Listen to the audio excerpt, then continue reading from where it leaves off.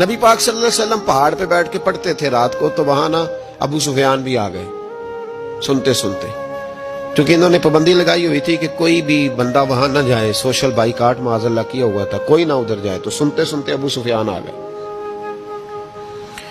کہتے ہیں حضور قرآن پاک پڑھ رہے تھے تو مجھے لطف بڑا آیا سننے کا، تو وہاں ایک قریب جھاڑی تھی، تو ابو سفیان جھاڑی میں بیٹھ گئے۔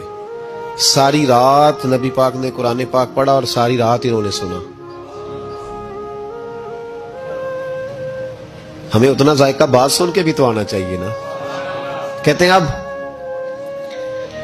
مجھے نہیں پتا تھا کہ اخنس بن شریک بھی کہیں آیا ہوا ہے، اس نے بھی وہی بھی یہ دیکھنے آیا کہ کہیں کوئی وہاں آیا ہوا تو نہیں، وہ بھی کسی کونے میں جھاڑی میں بیٹھ گیا، حضور قرآن پاک کی تلاوت فرماتے رہے، وہ ساری رات سنتا رہا۔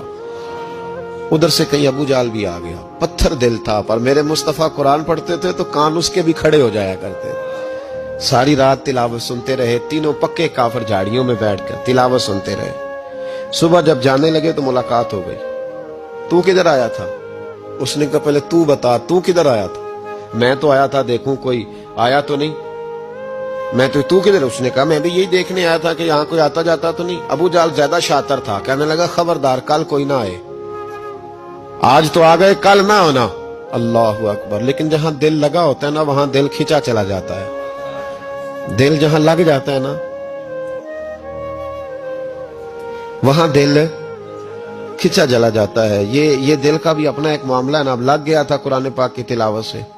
کہتے ہیں رات کو اپنی اپنی چارپائی پہ لیٹے، درد اگرچہ جان گزل ہے، میں کیا کروں میرا دل ہے، غم عشق اگر نہ ہوتا تو غم روزگار ہوتا، اور وہ مزہ آتش نے کہا تھا، وہ مزہ دیا ہے تڑپ نے کہ میری آرزو ہے یا رب میرے دونوں پہلوؤں میں دل بے قرار ہوتا۔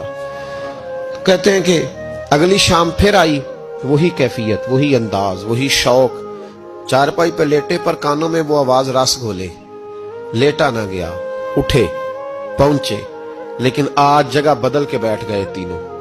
صبح ساری رات سنتے رہے محبوب کی تلاوت، صبح اٹھے تو پھر چوک میں ملاقات ہو گئی، تو کدھر آیا تھا، تو کدھر؟ ابھی بات ہونے۔ ابو جال ذرا زیادہ شاطر تھا، کہنے لگا میں تو تم دونوں کا خیال کرنے آیا تھا، کہیں تم دونوں تو نہیں آئے، یہ دیکھنے کے لیے آیا تھا۔ اللہ اکبر۔ 3 دن مسلسل آتے رہے اور میرے مصطفیٰ کریم کا ساری رات قرآن پاک سنتے رہے۔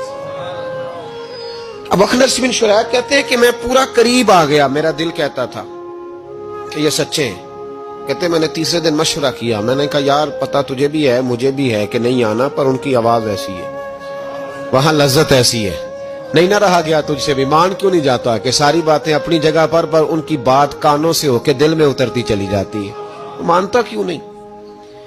اخنس بن شریک کہتے میں پورا قریب آ گیا، پر ابو جال نے مجھے پھر گمراہ کیا، کہنے لگا یار یہیں رہے ہیں، بچپن بھی یہیں گزارا ہے، معاذ اللہ 2 ہاتھ ہیں 2 آنکھیں ہیں، سارا کچھ وہی ہے، کان پٹیاں سفید ہوئی ہیں، تو کہتے میں اللہ کا نبی ہوں معاذ اللہ۔ اس نے وسوسہ اندوزی کی، تو کہتے میں پھر بیک ہو گیا۔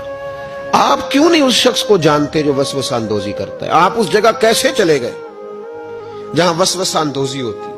یاد رکھیں اس جگہ جائیں جہاں جانے سے دل صاف ہوتا ہے، جہاں جانے سے دل کا زنگ اترتا ہے، آپ کے وسوسے دور ہوں گے۔ وہاں جائیں جہاں ایمان کی، یقین کی، تیقن کی دولت بڑھتی ہے۔ کیوں وہاں جاتے ہو جو بیک کر دیتا ہے؟